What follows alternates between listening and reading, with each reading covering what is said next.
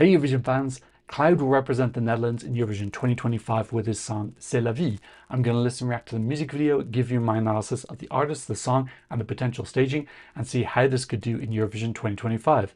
So, let's geeky.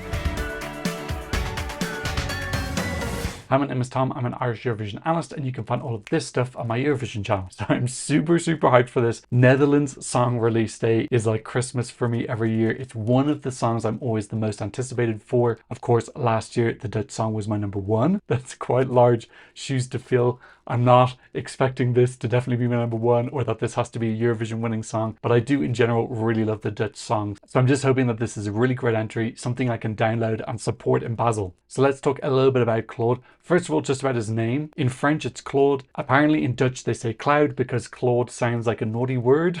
I've been told in the comments. So I'm trusting that that comment was honest. I'll probably refer to him as both throughout the video because my natural inclination is to lean towards the French pronunciation. I have already done a video where I talked about Claude at length. He's 21 years old. He was born in the Democratic Republic of Congo, which is the same country that Maître Gims was born in as well. And he fled to the Netherlands when he was 9 years old, so he grew up there. When he was 16, he took part in the 8th season of The Voice Kids. And then he released his first single, La Dada Mon Dernier Mot, in 2022, which was a huge hit. That's actually the song that I reacted to in that video and I downloaded it afterwards and I've been listening to it since. It's a really fantastic song. He has this wonderful thing where he mixes Dutch and French lyrics, but I believe this song is going to be English and French. So really cool that we've got that language fusion. We see that done in Eurovision quite a lot, but it's done usually in a kind of campy way like Bonjour France, Arrivederci Italia. This is a little bit more authentic to his actual music style. Everything I've heard about Claude is that he's a really lovely, sweet guy. Very young, emerging talent. This is the type of person who I think could be winning Eurovision. He feels like he's got that star quality. Of course, I'm even just happy that Netherlands are here after everything that happened last year with Joost's disqualification, and there were months of rumors that Netherlands were potentially going to withdraw. So I'm just so happy that this song exists, that Netherlands are participating. For me, they're one of my favorite countries in the contest. I would be devastated if they weren't there. The contest would just not feel the same to me at all. So the fact that I'm even doing this video and that Netherlands are in Eurovision 2025 is like already a gigantic win. If I like the song as well, it's like double, triple win. Okay, the song is called C'est la vie, which is a French phrase that means that's life, which is a similar phrase to que sera sera in Spanish, or it is what it is in English. And I believe the song is a homage to his mum. We're going to be getting a music video. The Dutch songs always have copyright on them, visual and audio. I'll cut out the minimum that I have to comply with copyright. I'll put the original up onto my Patreon. Also, please help the channel in the quest to reach 20,000 subscribers this season. Subscribe down below. It's free and it really helps me. Thank you very much. Oh my God, I'm so nervous. I always get so nervous with these Dutch reviews. Couple of moments to center myself. This is Claude C'est la vie, one and Monsieur Bang. Exciting, exciting, nervous. Come on, Claude, you can do it. Oh, there he is as a kid. I love that font, by the way. It's very pretty. Oh, is it him watching Eurovision as a kid? Oh, beautiful. This beautiful bathroom overrun by trees. Ooh. Oh, I love his jacket. That's gorgeous. Ooh. So much gravitas behind his voice. Oh, a little bit of chills already. He's singing that so beautifully. Oh. Ah, stop. It's him. Ah, stop it. Oh, this is lovely. I love this when he's a kid and when he's an adult.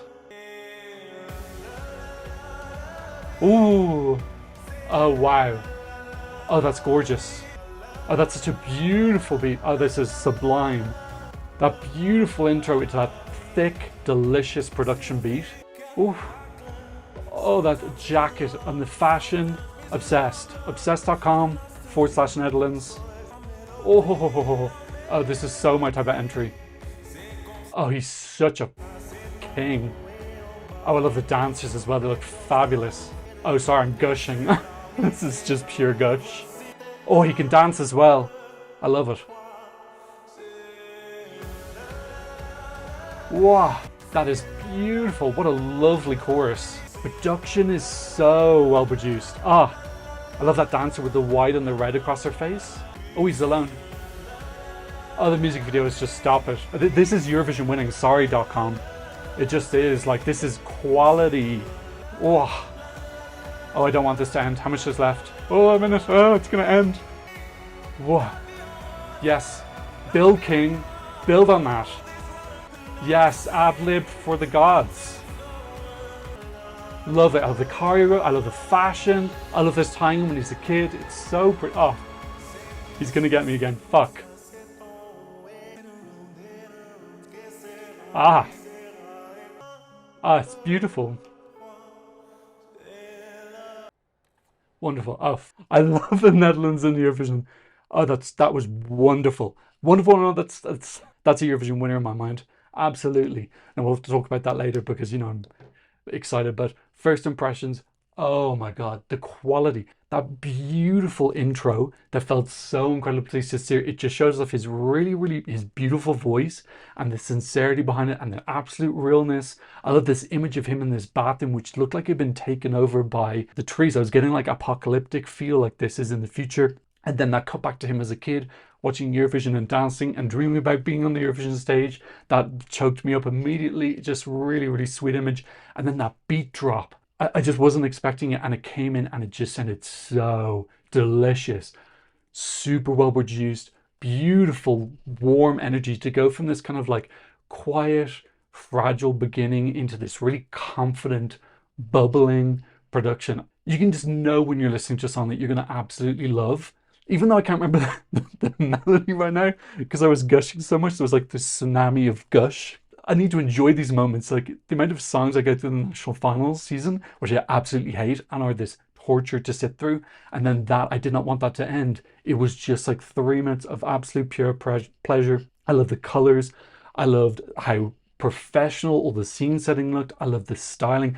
That red jacket he wore in the second scene, this beautiful green, I think it was tweed or it looked like some sort of woven. Beautiful. He's got this incredible intensity. I love it when he gave it some of the dance. I was getting a little bit of Congolese inspiration from that. The song was beautiful. He ad-libbed at the end. The moment with him in front of himself, just so gorgeous. I think this can, we'll talk about if this can win later, but I just got super chills there. I found that so moving. If they can do that on the Eurovision stage, whoa, this should be eligible to win. It is so beautiful. Love it, love it, love it, love it. Love.com/Netherlands /Netherlands. I need to de-gush. I'm over gushing. Calm down. Let me go on for a second listen because I want to make sure I'm committing to these comments. Oof. Stop it. That's wonderful. Well, like, that's pretty, I think that's probably, it was definitely going to be my Eurovision winner this year, unless we get something incredible from the other internal selections coming up. That's a Eurovision winner for me. And I'm not saying at this point that's definitely going to win. You need a lot of luck, what other songs are there. But we've seen a pattern in recent years that the jury winner has been the winner. And that for me can absolutely not be the jury winner and come on. Okay, let's have a look at the lyrics. Okay, we'll look at the lyrics in English and French, but I'm just going to automatically translate the French. C'est la vie, she sang to me. I remember I was little. Oh, I was a little boy, but I remember the melody, the melody. So words given to his mother when he's younger. I imagine they must have had a lot of conversations, fleeing the Congo, moving to this new country, the Netherlands. He must have so many vivid memories of when his mother was telling him things. Boy of 9 years old, why are we doing this? Why am I moving to a new place? I don't know. I can't speak this language. So much turmoil for a 9-year-old to go through. It's like this, it's like that. It goes up, it goes down, and around. What will be, will be. I am here, here I am, singing 1, 2, 3. So I think these are just the words of wisdom that his mother tried to give him to kind of calm him about how his life will get more stable and as he'll find his feet. That's life, what a miracle, sometimes in love, sometimes miserable. And I still hear my mama's voice inside of me, the melody, the melody. And then we have a repeat of the chorus. Oh, that's life, la vie en rose, la vie en noir. When do we have parties? And I will sing until it's over. It goes la la la la. So la vie en rose is a French phrase which is about seeing, in English we have looking through rose tinted glasses, so seeing the world in a positive way. I imagine la vie en noir is the opposite, seeing everything through a negative lens. And then we have a repeat of the verse again until listen to me mother, singing 1, 2, 3, that's life. So just a really, really beautiful song about these lessons, these ways to like mentally cope with all the stress that he was going through, how he's taken that in and how it affects his outlook on life, trying to look at things positively and negative. You're going to have ups and downs. This is one of the ways that you deal with it. So a really, really beautiful song, a little bit of a homage to his mother, a little bit just about how some of the experiences that he's had and how he deals with adversity. Let's talk a little bit about what the staging can be. First, costumes. Love all the costumes. I love the fashion, the jackets, which I've already talked about, the dancers' styling as well. Oh my God. These two dancers who pop up, who jump scare him in the bathroom, when the beat drops, oh, they're so divine. This fashion that they've got on, so cool. This earthy, futuristic feel with this band across the face, which I absolutely love, which really reminds me, well, actually, of Ava Simmons, Guaya. Yeah, she did a similar thing in her dance video. I think they had blue across the eyes. I love that though. I don't know if that's like a Dutch thing or I love it. I think it looks so cool. This is a little bit different, but that the female dancer with this olive green white bodice. Oh, this fashion is just absolutely and utterly divine. And this is just the music video. These dances are all wonderful, by the way. I love the choreography. It's super raw and real. Like my favorite choreography of the season so far. I love how they interact with him and he gives them the energy back. We've seen a couple of people performing this year where they haven't been up to the dancing standard. An example is Elvana Giata, who I just don't think is a particularly strong dancer. She's okay, but she surrounded herself with really strong dancers and it made her look weak. Whereas he is able to match them for danceability and it just makes the whole thing like super elevated. Fashion is on point, choreography is on point, the song is wonderful. He's just selling it to me. I get so much authenticity from this, and it's interesting because the leader of the odds right now is Sweden because of Måns Zelmerlöw Revolution, which for me is super, super polished, but has no heart whatsoever, like zero heart. This is full heart. This is authenticity. This is him pouring out his soul, exposing himself, being vulnerable, being real. It's literally like such a contrast to, well, I don't want to get down on ones like, I think what he's got is a great package and people want to enter Eurovision with different types of things. But if we just look at heart, there's no comparison between these two. They are polar opposites. This is just wonderful authenticity. Staging wise, what can they do? The ideas in the music video are gorgeous. I love the scene setting. These kind of like dark, sparse, slightly post-apocalyptic, but that nature's taken over. And then I also love this reference to when he's a kid, dancing with himself, incredibly moving. I love that story that he's got where he's been a kid who's sought asylum in the Netherlands, grown up with these dreams of watching Eurovision, and he's there now. It's a dream come true. It shows off one of the great things about Eurovision is that it's a stage. Anyone has a potential to be there if they've got the talent. And he's got like so much freaking talent. He's such a superstar. I believe everything he says. His voice is gorgeous. I love when he dances. I'm captivated. Like when he's moving, I'm not silent because I need to do a reaction video. But if I wasn't doing a reaction video, I would just be absolutely laser focused on him because he's such a freaking magnet. This is the superstar. This is the type of person who has a talent to win Eurovision. You know, there's Eurovision winning songs, but you need to put that with a Eurovision winning artist as well. We look at the people who've won in recent years. They've just got that extra something. Nemo last year was absolutely incredible. The way that they were able to move around the stage with those incredibly difficult vocals, the spinning around, also having the same thing. Nemo also had this story that they were telling about their life. It felt so raw and real. Claude is giving that to me as well. Obviously, they need to convert this music video onto the stage. Why would I think they are not able to? They had so many wonderful ideas in the music video. Why would they suddenly flop and not be able to do that on the Eurovision stage? I don't know. It's possible. We've seen people have great music videos before and flop. Senek had a great music video for Belgium. Really cool atmosphere. Absolutely flopped on stage. Musty's music video. Sorry to crap on Belgium all of a sudden. Belgium catching strays in my Netherlands video. Sorry, Belgians. But yeah, Musty as well. His music video was, I was like, this is incredible if they can convert this. They didn't convert that onto the Eurovision stage. So yeah, the staging needs to be as wonderfully raw and real. They need to work with whoever fashion designer they've worked with, stay with them. I don't even think they need to elevate. Like this fashion for me is absolutely wonderful. Just make it more fit on the camera. Obviously, when you're filming a music video, you've got different lighting. They need to make the costumes work for the lighting on the Eurovision stage so that they really pop. It fits in with the story. Are they going to have a storyline with him looking at himself as a kid? That could be possible. Mahmoud did that in 2019. He didn't look at the kid, but the kid was on the LED, you know, and he ended up coming second to the Netherlands. Wonderful. Just so much potential here. I really love when we just get to see some original choreography that's really raw and feels connected to the song and the musicality as well. Fantastic job. Okay, is this going to qualify? If this doesn't qualify, I will freaking riot. I will riot. If it doesn't qualify, it means that there's been a gigantic staging flop. So many incredibly weird things would have to happen. I'm just looking now. This is in the second half of the first semi-final. The first semi-final, both semi-finals are brutal, by the way. Like, we're losing good songs this year in both semi-finals. It's just, people are talking about this being a weak year. I'm just like, how is this a weak year? I'm looking through them, like, so many songs with really, really strong viewpoints, great songs with really strong artists. Like, what contest are you watching? First of all, they're in second half, which gives them 11% better chance of qualifying. There's a lot of men in semi-final number one. That is a slight worrisome point, but giving this real authenticity feel, Ukraine, I think, are serving realness. So is Albania, but I think that's female. It's more ethnic. I think that's going to be different. That pop realness, he's on his own. I just think this wonderful. I don't know if this will close the show. I don't really think it's a show closer. And also, Netherlands closed the show last year, so would they let them? I don't think they care who did it last year. I don't think they give an F. I think they just want the best show possible. So if they think it's the best one, strobe lights will probably close the show actually for Belgium, which I think Belgium actually might need, because this semi-finals are really stacking up. So we know that Netherlands have an incredible qualification record since they had this revamp of their system in 2013, where they've qualified now 9 of the last 11 years, after previously being on a 8 non-qualification streak, which I believe is the longest streak that we ever had. So Netherlands used to suck at Eurovision. They totally changed things around and they came up with a new system, and it's working fabulously for them. And in 3 of their last 4 semi-finals, they've actually been top 2. Duncan won his semi-final, Stein came second, and then Joost Klein came second as well. Now let's talk about what this could do in the final. So jury-wise, I think the jury, this is definitely contender to win the jury. Beautifully sung, beautifully danced, beautiful composition of the song. It's radio friendly, it's pop, it's in English and French. Like, what do the jury want more than that? If he hits a couple of big jury notes, definite contender for that. Now the televote I think is a little bit more complicated. I made a quick list of people of color who've been in Eurovision since 2010, and just looking at their jury score and televote score, and if you look here, you can see there's a clear pattern. Some people might say it's a coincidence. I think if you look at this list, it's not a coincidence at all. The only person really doing much better with the televote is Jesse Matador in 2010, and he had an absolute televote magnet song, so that was always going to be the case.